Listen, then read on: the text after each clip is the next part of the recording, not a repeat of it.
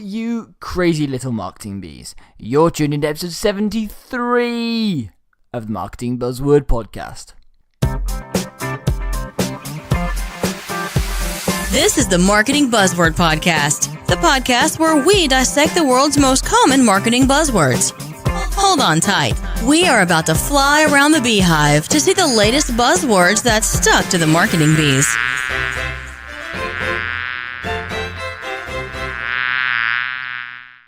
Hello again, and welcome back to the Marketing Buzzword Podcast. This is the podcast which helps you to understand what all of these business and marketing buzzwords actually mean and how they can be helpful or not going forward. I'm your host, Ben Roberts, and in this show, I'm the marketing bee in charge of making sure I can get on the right guests and ask the right questions to make sure that these words and phrases actually make sense. And in today's show, we're going to try and make sense of online courses, because it seems like everyone's got a course these days. So everyone's been so like, I'm going to make a course about this, that, or the other.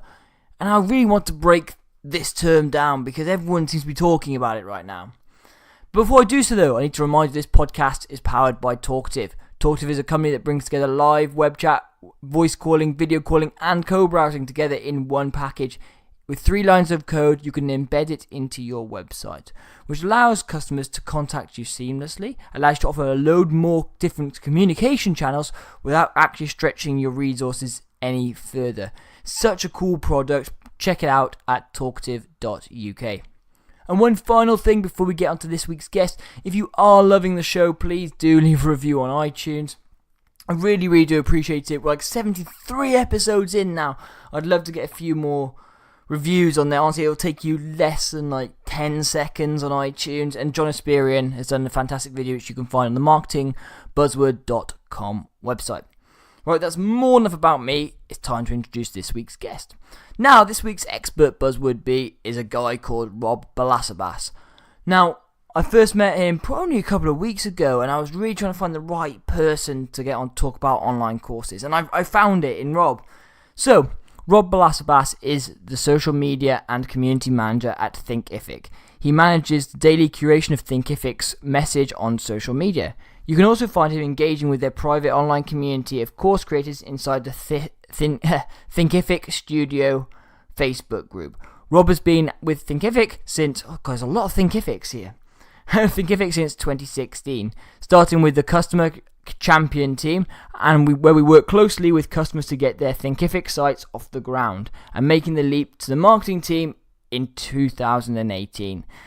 These days you may see Rob talking about Thinkific, online courses, and digital marketing strategies on webinars, live streams, and podcasts. If he's not in the line at the local taco food truck or artisan coffee shop. So there we are. We've got a coffee addict, a taco addict, and an online course addict. Literally type of guy I really want on the show. So, let's get on with the show. Hi Rob, and welcome to the podcast. Hey Ben, thanks for having me. It's an honor to be on your podcast today. Oh no, honestly, the honor is all mine. I listened to you on a podcast the other day with, again, a past guest of this podcast, and I was like, look, I've been looking for the right person to find to talk about this particular, I guess, whether it's so much of a buzzword or not, but it's a hot topic right now, and I listened to what you were talking about, and I'm like, damn, I've got to get Rob on this podcast. So no, the honor is all mine, Rob. Awesome. Yeah, I'm super excited, and let's do this. So, Rob, I'm going to go straight in there, and I'm going to give you a straight up jab and go, Rob, everyone's flipping got an online course these days. Yeah? Why are online courses such a big deal at the moment? What is it about an online course?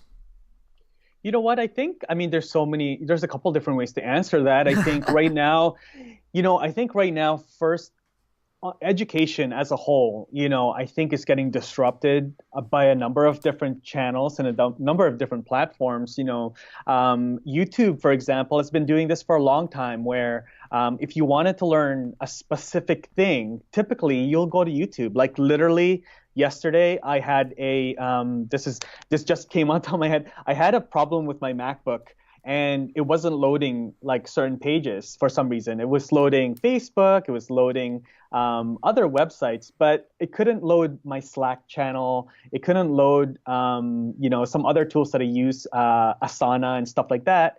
And so I went to YouTube and I'm like, what's going on? This specific thing, this specific error code, and it showed me how to do it, how to troubleshoot it. And so, those things, like, people are going to different places now because we have such a short attention span. We just want to learn specific things. And so people that are creating online courses, I've seen a number of different online courses over the years here at Thinkific, and they teach really specific skills. And so I think that's what people are gravitating to. People are, for example, Hootsuite. Hootsuite is a software company that provides a platform to manage all types of social media channels. And so people that are in the social media management, social media managers, community managers that are, that's part of their day job is to manage social media. They use Hootsuite. They're taking Hootsuite has a online course on how to become, a really efficient, productive social media manager, and also how to use Hootsuite in the process. And so people are taking that course and putting it on their resumes. And employers are like, oh, you know how to use Hootsuite? You took their Hootsuite Academy. You have their certification. So you must be really good at social media. And you must know what you're doing on social media. So, that's going to be a positive thing for you if you're applying for a job in that position. So, people are giving that weight now, right? So, so there's a lot of people that are creating online courses, content creators, coaches, speakers. They're creating online courses to be an additional revenue channel for a lot of them that sort of works in conjunction with perhaps their coaching, some of their coaching business or their consulting business. People that may not be able to afford their direct one-on-one consulting time would consume or purchase their online courses that are on demand, that are typically priced a little bit lower, but still they're able to service and help those people, with their content, with their training. And then, as their business grows, then they may then be able to afford that expert's one-on-one consulting. So there's a number of different ways and a number of different reasons that people are using online courses to grow their business. So yeah, it's an exciting time. No, I love that. I've got so many questions, Rob. I feel like this is going to be, we'll be diving real deep into this because there's a few areas that I really want to sort of almost pick your brain on. The first one is actually the first thing that you mentioned, and actually it's about the growth of YouTube. And I guess one of the questions that I get asked, and I see other people asking about online courses, is if you can get so much stuff from YouTube, what extra value does an online course bring? So why would I say, if I was you had a course, Rob, and why would I look at using your course as opposed to searching on YouTube for something? What's the difference? Yeah, good question. I'm glad you asked that. Really, the key to online courses is the transformation. So people are purchasing courses because it's a bit of a shortcut. It's very true. So let's say podcasting. So let's say I wanted to start a podcast, right? So I would go to YouTube, be like, hey, how do I start? I would search, how do I start a podcast? What equipment do I need, to get started on a podcast? How would I approach potential guests? For my podcast? What's the formats? All these questions that go through my head as a person that's starting out with a podcast. I could definitely go to YouTube. I could go and, search up maybe 10 or 20 different videos and multiple YouTubers, and I could probably try to figure out how to do it. Or I could go and look for an online course that actually takes it step by step. So it's more of a student journey when it's a course, right? So it's like step 1, do this, step 2, do this, A, B, C, all the way down through. So that's one reason why I would do that. Rather than like trying to smash together different YouTube videos, different blog articles, different guides online, I would take a course and the expert would take me from step 1 all the way to the very end where I can then launch my podcast. The second reason is a lot of online courses gives you access to that expert, right? So for example, Ben, if you had a course on how to create a podcast, then I may be able to ask you questions directly, right? And since there is this exchange of there's a monetary exchange here. It's a service. It's sort of like, hey, you're purchasing my course. Part of that may be that I will actually go live every month or every couple weeks. I've seen this a lot with a lot of really successful online courses, is that the expert will do a Facebook Live or maybe a closed webinar where the students can join live and ask that expert live, right? So, like, hey, yeah, that's a really good podcast course. I have a really specific question though, and then I can ask that on the live and I can expect that. So access to the expert, that's why, people would take online courses. And sort of the third one that I see happen a lot now too is community. So people, when they sell their online course, typically there is also a community that is part of that purchase, part of that bundle, part of that package. So like, hey, you can purchase this course on how to create and launch your podcast. Part of that course will also include a private Facebook group or a Slack channel or some type of community where I can also connect with other people that are taking this course. So for those reasons, it's just more of a sort of a complete experience, shortcut, community, and then access to the expert. Yeah, because I guess I love the way you put it. Is actually, if you were to Google or YouTube something or search through some other medium, you'd have to end up piecing the bits together yourself, and it could be then you're using 3 or 4 potential different experts or different people's YouTube videos. They may not do things exactly the same way. They may not always be ways in which you may like. Whereas actually, if you did a course, you knew it was from an expert that you liked to know and trust. And actually then it's about that journey and that structure, because actually, that one video or one recording flows neatly onto the next. It's like a step-by-step guide. And then also you can embed other packages in there. And I love that idea, actually. It's not just about the content, because the content it could be unique, but it isn't necessarily unique. But it's actually the whole experience around the course that makes it truly different from just YouTubing it. Exactly. So you can, you can include quizzes, you can include, different swipe copy, you can include files inside of the course, right? Templates for different things depending on what you're teaching.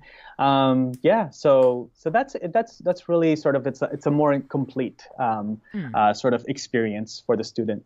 Yeah, and so if you're, say, a medium-sized business now, so you're not tiny and you're not large, you've got somewhere between 10 and 100 people, somewhere like that, and you think you want to make a course. Now, do you start and try and build something that's quite big? Do most companies or business individuals try something that's quite big and heavy so people get loads of value, or do you recommend actually you start quite slimline? Because the worry I have is if you start slimline, you lose a lot of some of those potential benefits that you just mentioned. Actually, the journey and the structure and all the packages, actually you have a lot less of them. So there's almost less of a difference between that and YouTube channels. But obviously, if you try and make it large, you end up becoming potentially quite clunky and overstretching yourself. So how should businesses think about actually starting an online course if that's what they want to do?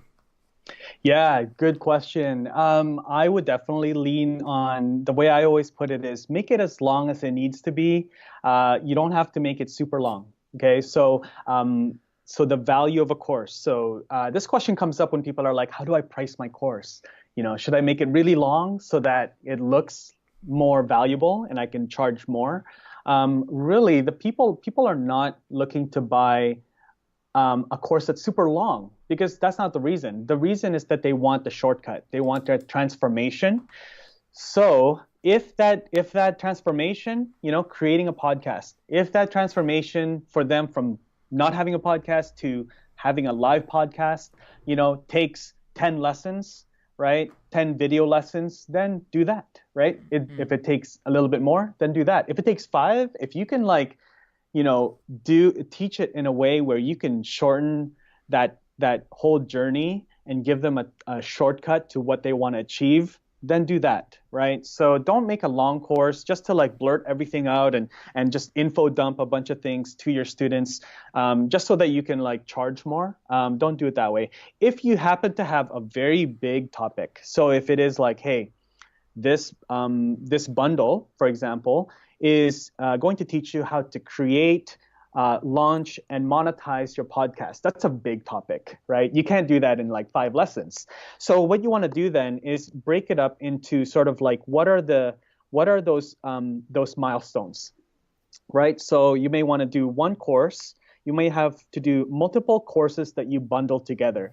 So it could be like the course 1 is identifying the topic for your podcast. Okay, so that could just be like really 3 quick lessons. Okay, like let's brainstorm. Like these are the things that you like. These are the things that you're really good at. These are your interests. You have an existing audience, that kind of thing. That could be one course in itself. The second one would then be like picking your podcast platform. Do you use Libsyn or whatever it is? That could be one thing. And you could tell people the pros and cons of each of those platforms. So you could bundle all of these tiny little courses into a bundle. And then that can be the sort of the master class for creating, launching, and monetizing your podcast, right? So that people can go in, they can do the first, they can get through that, have a win, right? So that they stay engaged. And then they can go on to the next lesson, next course, and so on. So keep in mind that people have a very short attention span. That's why they are looking for that online course, because of the transformation, because of the shortcut in the first place. So you don't want to info dump a bunch of things and make it super long. So I always like to say, so coming back, long answer to your question is only make it as long as it needs to be, but don't intentionally make it longer just to, give it a perception of value. People just want that shortcut. Yeah, I guess it's a tough balance, isn't it? Because, longer doesn't always necessarily mean better. Actually, people are quite time poor. And actually, if you have a course there that is hours and hours long, actually that's more of an off-put for people, because people don't have hours necessarily to sit there. Otherwise, they would be going back to university or college or doing something else potentially. Whereas, actually, if it's short, sharp, to the point with immediate takeaways, or takeaways that you can implement quite quickly, that makes a huge difference. Absolutely. So one of the things then that you mentioned sort of in that little section there that I want to sort of again dive deeper on a bit is about the charging levels. So this is obviously, I imagine, is a question that you come across so often. So I'm hopefully gonna sort of try and twist it in a different way. How do you know how much not to charge? Because obviously people say, "Oh, I don't know how much to charge." So how do you? So if I want to flip that and go, how much do you know not to charge? Because obviously there's no set answer for how much should you charge. So I want to flip it around and go, where are the areas that you should avoid? How do you avoid those extreme options? Yeah, that's a very good question. You know what I'm going to do, Ben? I'm going to answer that. I'm going to try to answer that, but I'm also going to send you a link that you can share. We have a course. Obviously, our CEO a number of years ago, he created a course on how to price your online course. So what I'll do is I'll share a link with you. You can share with your audience. They can consume that course. I think it's $300, but I'll send you a link where they can get it for free. But yeah, it just basically goes down and like there's formulas, there's different ways, to kind of calculate that, right? So depends on what you're teaching. Like there's a gentleman that teaches, his name is Chris Newman. His site is Cinechoppers. And so he teaches people how to fly drones. And not like the little phantom, like drones, but like cinema industrial drones for actual film. And he charges $1,500 per student on demand. I don't believe there's any live aspect of it. It's just on demand, $1,500.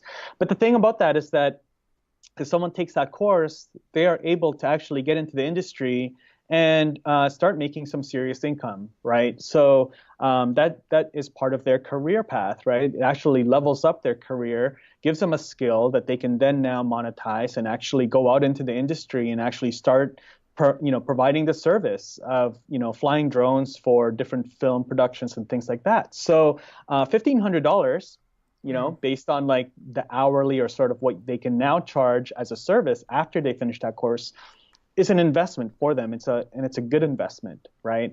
So whereas like, let's say, if you're like, there's another lady that teaches how to hula hoop, and so she's Deanne Love. She's got a site called hooplovers.tv. She's out of Australia, and she teaches people how to hula hoop and different moves and different like exercises and different things like that. So she has a number of different courses. Some of them are like free, some of them are $39, some of them are membership monthly subscriptions. But when you're trying to learn how to hula hoop, you're not necessarily going to spend like $1,500. So it's going to be sort of more in the lower end of things. But her market is a lot bigger, right? So it really all depends. I think you can always start, if you're starting out. This is a very, I would definitely charge a fee, because I think I heard once before that you're not really validating your idea for a course unless people are paying for it. So some people have said like, hey, I'm just going to start my course now. I'm going to launch it out there. I'm going to launch it for free. I'm going to give it away just so I can see if people are interested. Now, that does make sense a little bit, because people are going to start signing up for it. But unless they sign up and they pay and they put money down to purchase that course from you, it's not a true validation of your idea. So I would definitely say charge for your course in the beginning to test out, to make sure that that is a valid topic, valid subject that people want to learn from you. But charge a little bit less, right? Because you can always increase your price. It doesn't look really good when you decrease your price, right? So so that's sort of my thoughts on it. I'll share that link with you, Ben, and you can share with the audience as well. Oh, brilliant. Yeah, and I think my head's going in a bit crazy here, and I think in the words of the Joker in The Dark Knight, I think if you're good at something, never do it for free. And I think that's what comes to mind when you were saying that. And I like the idea. Yes, it sounds great, doesn't it? To not charge people and give it away for free to validate the idea. But actually, if it is going to be value, you're potentially devaluing it, because when you have to slash prices so much, or you're offering something for free, it potentially devalues. I guess it depends on the course itself. It depends on what you want to get out of it. Like for you, like for me, I guess I do this podcast for free. I don't particularly get paid for it. I mean, through other avenues is how I sort of make this viable. So I guess it's how you work that into your strategy. If you're going to spend this time and money to create this huge online course, or a big online course, because that's what I want to sort of go on to next, actually, is how much actually does it cost potentially to put a course together? Is it quite expensive, or is it, again, the cost is in the eye of the beholder? It can be as cheap as you like, or as expensive as you like. I assume it's that way, but what are your expert views on that? Yeah. I mean, at the end of the day, if you just want to create an online course, you can use Thinkific for free. We do have a free version of our platform, so you can create up to 3 courses for free. That costs you anything. You can actually start selling it even at that point. There's no transaction fee, so literally it's free. You can start creating courses and start charging for it. Now, to create the course, you already have the tools to do that. You already have most of us have phones with cameras. So literally the phones that we have they have cameras that can take video that are great. They're good enough. The quality is good. They're better than most cameras, if not just as good as most SLR cameras. So you can do that. And so you can start creating videos using your phone, using your webcam on your MacBook, on your laptops. There's a camera, so you can use those. So it really, the only cost to this is really to create a course is your time, right? You do have to invest time. At Thinkific, we always like to make sure that we are very clear that this is a business that you're building. So just like any business, there's always a lot of there's time investment involved in the beginning, obviously to create your content, to think about your curriculum, what are you going to teach, right? To market your courses. So there's a time investment on your part. But as far as the platform, and tools, you have all of that available to you already. So, so that's really it. I mean, in the beginning, I really wouldn't go and build a super huge course, right? Start very small, start very basic, right? You just want to get a hang of it and put something out there. So the first thing that I would do is create what's called a beta course. So going back to the podcast idea or example, I would create a beta course. And so what you would do, first thing you want to do is you want to go to your audience. So whether or not you feel like you have an audience, you do have an audience. You know, if you're on social media, if you have an email list, if you're into any LinkedIn groups or Facebook groups, any communities that you're in, you know, let people know that you're creating a course. So there's 2 sentences. I always like to tell people, hey, use these 2 sentences and put it out there into your community. The sentences are this, really simple. I'm creating a training on podcasting. What questions would you like me to answer in my program, right? And so I do this all the time when I do workshops with people that are entrepreneurs and you know, content creators that are looking to create online courses. And the last one that I did, the guy put it into his Facebook, you know, like his personal timeline. He posted this, and he teaches calligraphy. I still remember the guy. His name is Reggie. And he posted this. He said, hey, I'm creating a training on calligraphy. What questions would you like me to cover? And literally before I was done my workshop, he said he had about 30 different comments. People are like, how old, you know, can my kid learn this? What tools do I need? What equipment should I get? You know, how long, when are you launching this program? So, you know, and then he got feedback that way. And so now he has a pretty good idea of what people want to learn, because his problem, his sort of like block in his head was like, I don't know what to teach, because I know so much about it. I mean, this is what his passion is, calligraphy. He's got an Instagram page where he shows off how he does calligraphy. He does it for a number of different businesses where he does the calligraphy for their restaurants and stuff like that. And he's like, what do I start with? You know, like it's such a big topic for him because he knows everything about it. But now he has an idea where, you know, there's sort of a trend where he's like, okay, I need to start with the basics, because that's what people are asking me. When I posted it out into the world, they're asking me basic questions. So let me start with the basic stuff.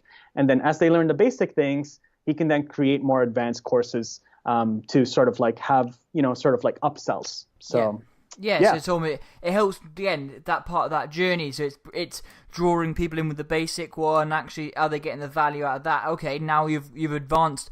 It's almost like, I guess, where you do a degree. As I know in the UK, for example, the first year of a degree is pretty much getting everyone on the same level, making sure everyone's up to the same speed, and then actually the advanced, then you sort of go on to years 2 and 3, actually, where things get more advanced, and you're pushing yourself a bit more, which I guess is, you could almost look at it the same way as a course, actually. If you had, say, 3 courses, you almost step them up over time, so it's constantly getting people in at different parts of the funnel and advancing them, making sure you're all advancing and they've got all the knowledge. So if they went to do your top course, hopefully they've already done the 2 below and they're actually fully specced up on all the knowledge so that they can maximize the potential of the top level course.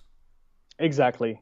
Yeah. So you don't want to jump in and start teaching advanced things because your audience is not going to know the basics yet. So yeah, start very low level. And then so as you build, right, so you'll have your basic, you'll start with that, that will just keep on, you'll have that available. So again, that's the power of online courses. You don't have to be doing this live. So as you've created your basic course, awesome, congratulations, right? People have like now starting to take that.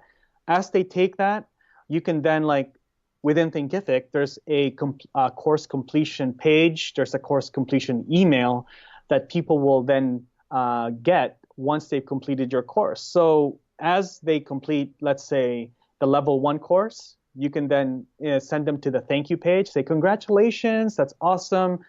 If you like, you can now enroll into my level 2 course. And then you can do sort of like those digital marketing tactics. If you like, you can be like, okay, here's a 25% coupon code, for being part of our first cohort or whatever. You can enroll into the level 2 and that kind of thing. So, that's how it goes. And then you can, once you have level 2, then obviously level 3, and then as you have more and more courses, what I'm finding are people are then creating membership sites. So that's when things get really fun, really interesting, because now they are kind of like Netflix, right? You pay Netflix like, I think we pay like $8. So $8 a month, and you have access to all the different shows. And so a lot of people are like, you guys, rather than paying for one course at a time, you can pay, $49 or $99 a month, and you can have access to any of my courses, right? And so let's say it is podcasting. You'd be like, okay, podcasting, here's the course. Here's from basics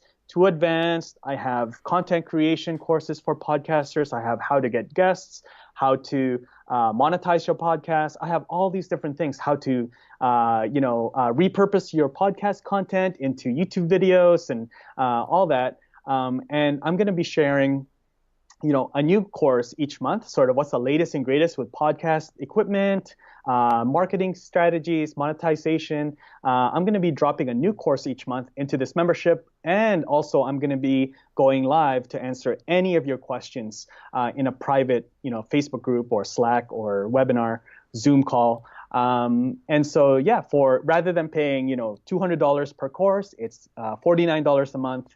And then there you have it. So that gets really interesting, right? Like I have, spoke with a lady named Sabina Hitchens, and so she has a membership that's I think $39 a month. She's in the PR space, so she helps business owners, do PR, right? How to get, guest blogging opportunities, interviews, how to get on stage and things like that, how to get on podcasts, right? So. So it's $39 a month, and she has loads of students paying her each month. So she did that now. Her previous life was a PR agency owner, and so she was dealing with people one-on-one, and so she was getting really burned out with that because she was having the same conversations over and over again. And so she's like, you know what? She found online courses. She found this whole membership structure, and that this whole world existed, and it just has changed her business. It's changed her life. Right, because now she's able to help more people at scale, and still those people feel very intimate and in touch with her, and feel very personal with her. But she's able to reach people at scale, help them, and she's making way more as far as revenue. So yeah, no, I like that a lot because it's obviously being able to scale up while maintaining that sort of human contact and connection, but also giving you enough space that you can grow. And I absolutely love that idea.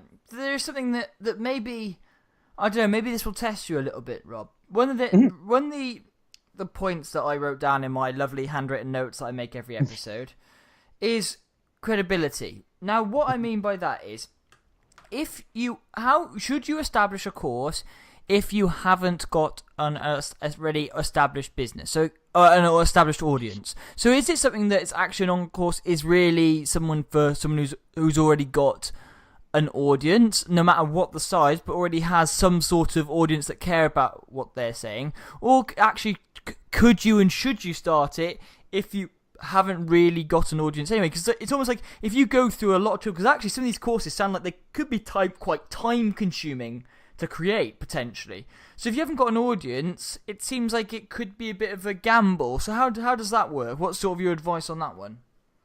Yeah, that's a really good question. I'm glad you brought it up. I mean, a lot of people, one of the things, and we did this in our Facebook group. So we have a private Facebook group where we, invite all of our course creators and users to go to, and really have a conversation. We ask them, hey, like, what are like your most common hangups or like obstacles when you're creating your online course? And a lot of them really felt like they were not worthy, or they weren't quite where they want to be to be able to actually teach other people about specific topics, right? Like they were like a little bit insecure, like, hey, I'm not an expert at this. It's not really, I've only been doing this for, a couple months or whatever. But really, if like the sort of the analogy is that like, hey, if you're in grade 2, you can teach someone in grade 1 something new, right? So, so it really is like we all have something to teach. I think we just have to kind of dig in and see like what is it that we know.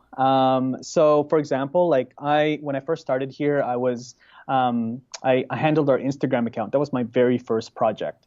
Hey, like I saw it. I'm like, hey, nobody's handling and managing our Instagram account for Thinkific. I'll do it. Like I'll do it on the side, off the side of my desk. So I wasn't really, I do Instagram. I use Instagram for personal, and I have a personal channel just to keep in touch with family and friends. And so I started handling our Thinkific Instagram channel, learning some stuff, right? Learning new things every day. I'm like researching, and I'm like, okay, this is how you use it for brands and things like that. This is how you use hashtags and things like that. And so it's like, okay, you know what? I'm going to create a course. I'm going to create a course on how to use Instagram. And so I did it. And in the process, I was like, man, there's like all these other people that I follow. There's all these other experts that use Thinkific that are teaching on Instagram, and they have so many more followers and all that stuff. And I was like, you know what, I'm going to do it anyway. And in the process, I actually learned, right? Because you're researching. You're like, okay, well, Instagram, like I need to research and actually put this in a way where, like I said before, this course can be a shortcut for people that want to learn how to use Instagram for their business. And so in that whole process, I learned, I put it out there, and people were registering for it. They're like, oh yes, we're glad that you created this course because we saw what you're doing with Thinkific and your own channels. Like, awesome. We've always kind of wanted to, leverage Instagram more for our business. So yeah, people, just take that step. You're gonna be surprised. People look at you as an expert in certain things. You just don't know it yet. So just like this guy Reggie, he put it out there, and he's like, people like, yeah, we're glad that you're creating this because we've been watching what you did. And I just like people that took his course on calligraphy were people that wanted to do it for their own business. So they wanted to do that for, just like he's doing it, sort of like actually charge for it. But there's also people that wanted to just do it because they wanted to make nice birthday cards, things like that. So yeah. So it's funny. It's funny, once you take that step, sort of get outside of your own space, you'll be surprised. People do, respect and see you as an expert in those things. Yeah.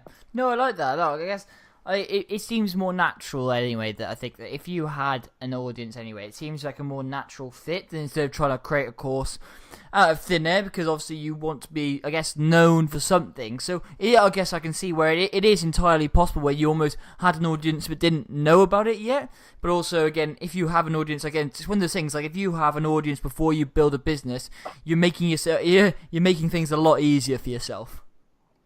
Exactly. And it goes back to, it's kind of like the chicken and the egg, right? Like I totally understand, do I create a course first or do I build an audience first? I think you need to, so if you're creating a course, don't start talking about that course once it's launched, right? So if I'm creating a podcasting course, I should start talking about that course that you're planning as you're planning it, right? Involve that audience, involve the people around you. And that is part of the validation. So use all the tools that are out there, Instagram stories is a great tool, for example. And it's only one of many tools, but you can do Instagram stories, be like, hey guys, I'm really excited to be, diving into online courses. I want to share more of my knowledge about podcasting. I know if you guys know, I do have a podcast, and this is my podcast. I learn a ton, and I'd love to share it with you guys. Right? What questions would you have for me that you want me to cover in my course, right? And then you can use polls, you can use the questions. There's tons of things on Instagram stories. And then you can be like, oh, okay, here's let me, kind of like little sneak peek behind the scenes, right? You're like, oh, here's I'm excited to be creating this, and then show them your maybe you're working on your laptop on the maybe your outline. You're like, hey, really curious what you guys think of my outline. Here's my outline so far. These are the things I'm going to cover. What do you think about that, right? And then start engaging and telling people about it. As you get closer, like, hey, if you guys want to, I'd love to hear if you guys are interested, go to this website, drop your email address if you guys want me to let you know once I open up for beta.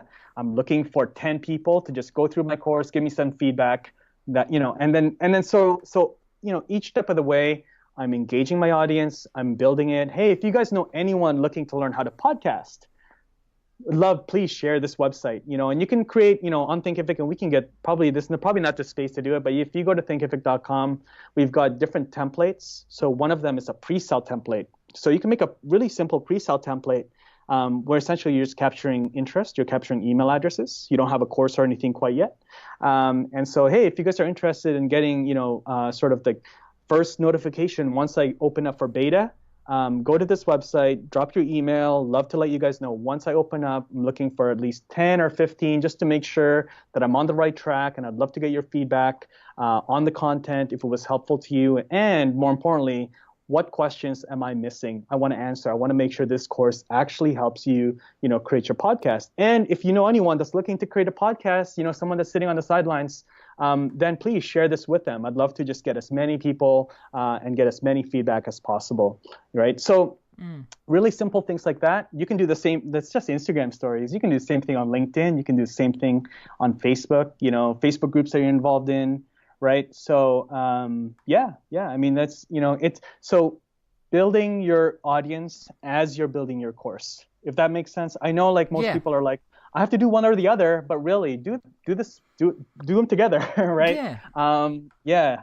Well, see, I agree wholeheartedly. I think it's always quite difficult because I think it's one of the biggest things is just to get something done and just get something started, and instead of necessarily worrying about, oh, should I do it in a particular order? I mean, I guess with podcast as a prime example, I was sat in a marketing conference and I started listing down all the buzzwords that I heard, and I was like, you know what, I'm gonna start a podcast about that. A month and a bit later, I started a podcast about it, so I didn't really test the water with my audience. I didn't do some of these things which are good practice, and I'm so lucky that it's just absolutely blown up in such an incredible way. But I guess I'm lucky in that sense. I didn't test the water, and it happened to be that I had spent a lot of time the last 3 or 4 years building up connections that hopefully this would resonate with. So I wasn't going from cold, but I wish I had done things like you're saying there, because I think it would have helped make it much easier in order to build that audience slightly quicker, because the audience has grown quickly, but I could have almost started with from a much higher level, which is neither necessarily good or bad, because ultimately I'm still so happy with the progress. But obviously it all depends on where your individual starting point is and really what you want to achieve with your course at the end of the day. Yeah, exactly. No, Ben, you're totally right. And, some people will just jump right in. Some people will be more calculated and plan everything through. And I think it's somewhere in between, and there's no perfect blueprint on how to launch. Everybody starts at a different place. You may have an audience, you may not, you may have, your course idea, you may not. So for me, and I think me and you are kind of the same in this way, is just jump into it, right? Just create that course, create a very simple landing page, put it out there, start talking about it, get feedback, and launch that course. It's not going to look, like, spoiler alert is that it's not going to be great. It's not going to be mind blowing to you. But some of the top course creators that's using Thinkific, this has been their story. It's been sort of the theme, is that they put it out there, they got feedback, they got a bit of revenue, they reinvested some of that, maybe better equipment. They took the feedback that they got from the students and sort of massaged their content a little bit, added some new topics, some new lessons, took out some.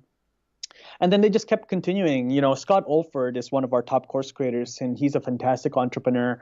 And in the last 18 months or 18 to 24 months, he reshot all of his course content 6 times. So he did it once, got feedback, sold it, reshot the content again, and did that 6 times, 6 cycles over. And that's just how you do it. You just got to continue improving, but don't be afraid to step forward and do something that other people are not doing, so yeah, hopefully it's gonna help you guys.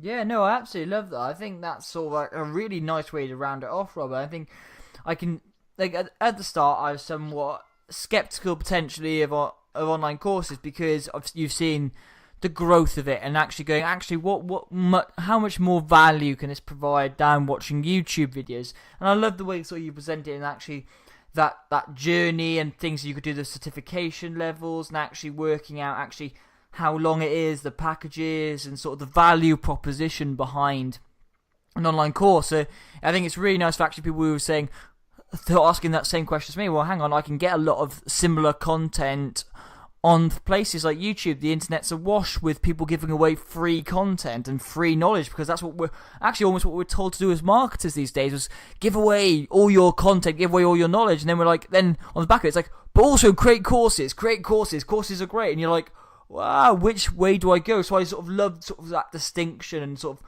the differences between just watching a few YouTube videos and participating and paying for that structure and that journey that an online course offers. Exactly. And I know that we talked about like, hey, charge first. There are definitely circumstances where you may want to give away your courses, right? There are some circumstances where, maybe, how you monetize your business is, let's say, coaching. So give away your courses for free, to let people understand what it is that you're doing and the value in what you're going to coach in. And then the upsell becomes, hey, here's my coaching program, or here's my membership program, or whatever. Software companies do this all the time. Exactly. It's the context, isn't it? Because again, your end goal might not necessarily be make money, but it could be to put yourself out there as a speaker, a consultant, an author. It could be whatever it is. It's actually having everything linked in. I guess for me, is something to think about as the online course, I guess, is obviously I've got my book coming out hopefully in February time. So it's looking at actually how do I maintain and add some extra value, and actually an online course that develops from those themes and ideas are potentially a way of doing that. Exactly. Absolutely. Exactly. So we should talk offline, because I do have some suggestions with authors, and I've seen authors be really successful sort of putting their book and their online courses sort of together. So Oh, brilliant. Hey, and I think that's a perfect way to end, Rob. Now, I would definitely going to hold you to that, but before I let you go, Rob, I've got to ask you the question I ask everyone at the end of this show, so I hope you're prepared for it, because I think I reminded you, is what other marketing buzzwords out there right now are you loving or hating? What's really making you go, please stop saying this, it's so annoying? Or something that you're like, yes, I absolutely love this term, I think it really resonates with me and I think it's really important. Go on, Rob, hit me with it. Yeah, so I'll give you one that I like, one I don't like. One that I really like is authentic, right? So if you're marketing, be authentic, right? Don't try to hide. Don't try to, like the whole fake it till you make it. I never really believed in that. Just be authentic. When you're talking to people, don't, and you're just starting out, be honest about that. People will resonate with that and they'll respect you for it, right? Because, online and if on social media and all that stuff, it's very easy to kind of pinpoint people that are not authentic. So be authentic. I think you'll connect with a lot more people. Share what you're working on, share sort of the struggles that you're having, and people will respect that. So be authentic. The one I don't like is hustle. I think it's just being really overused, and so I really respect it though. I respect hard work more than anyone, but yeah, I just think that word's just been really overused in the last little while. So hopefully that makes it. Hopefully you guys not offending anyone. Yeah, no, I absolutely love it. I think hustle as a word actually has come up so many times on this one. I think it's definitely an opinion divider, Rob. So I think you're falling on the slight majority of that. But I can see the value of hustle. I can see why it's a thing. But I disagree. I say I disagree. I try and almost hustle, but I guess it's all about balance, and it's an individual preference at the end of the day. But yeah, I love that the bit of authenticity again. It's trying to find that as real and raw version. I think the only problem I have with maybe authenticity at the moment is that people are trying so hard to be authentic, and it's actually going, just because you're sat there in a tracksuit bottoms and a hoodie does not make you more authentic than someone who sat there in a suit, and that's that blend is people going, oh, you haven't done your hair or makeup today, you must be authentic, whereas someone has actually done the hair and makeup and they're potentially seen as inauthentic because they've taken the time. And I guess it's trying to get some of those perceptions that everyone's level of authenticity is different, and actually it can be making sure that we're not all trying to like cast everyone with the same brush, or the term that I've just muddled up two different terms together, but I'm sure it works. Yeah, no, totally. You're totally right. Oh, brilliant. No, thanks so much for coming on today, Rob. Firstly, I've had a blast. Secondly, I've learned a heck of a lot. So thank you so much for coming on. And getting you on was hugely justified. Thank you so much, Ben. I appreciate it. And everyone that's listening, thanks for listening. And yeah, if there's anything that I can help with, feel free to reach out to me anytime. Exactly. And I'll obviously share all the things that Rob mentioned. So the course I'll add into the show notes as well. So they'll all be in there for people to download. Thanks again, Rob. Absolute pleasure. Thank you. Boom. I said I was waiting for the right person to come on and talk about online courses. And in Rob, I definitely found that. I love sort of hearing his views on how online courses are different from just looking at YouTube videos, because I guess that's where one of the biggest questions is, well, why would people pay for content when you can find it quite easily on YouTube? Usually if YouTube or Google will answer a lot of your questions for you, so why would you pay for an online course? And I think it's really interesting to sort of see how you can sort of develop that, and it's about that journey, it's about the process, and I think that's absolutely fascinating. And I love what Thinkific are doing, and to be honest, before I'd met Rob, I hadn't really heard of Thinkific. I think it rang a bell, but now I've looked at what they're doing, and I think, you know what, this is potentially something that I could look at in the future. So it's not for me just yet, because I've got so many other things going on with the book and everything, but I'm definitely going to have a chat with Rob and see if there's something that I can explore in the future. I think it's definitely, you should get in touch with Rob if you do, and I've attached the links in the show notes to the bits that he was talking about in the show, where you get that bit for free, which you'd normally pay for, which is really, really cool and really nice of him. So check out the show notes for the links to Thinkific, Rob, and the sort of links he mentioned in the show. And now, we're so close to 75 episodes. Wow, it's going crazy. So please do leave a review on iTunes if you've enjoyed the show. We're going to be doing one more bite-sized buzzword on Thursday, which would be really cool. Then on the 75th episode, I'm not going to have a guest on. So next Monday, we're not going to guest on. But what I'm doing is I'm going to be summarising everything that's happened in these crazy first 75 episodes of the podcast. Looking at back from episode 1 through to 75, different buzzwords, changing things, notable moments throughout the show, which is going to be so cool. I can't wait to sort of think back over everything that's happened over 75 crazy episodes. So please do tune in for that one. And then I'm going to be having, I'm having December off podcasting. Dun, dun, dun.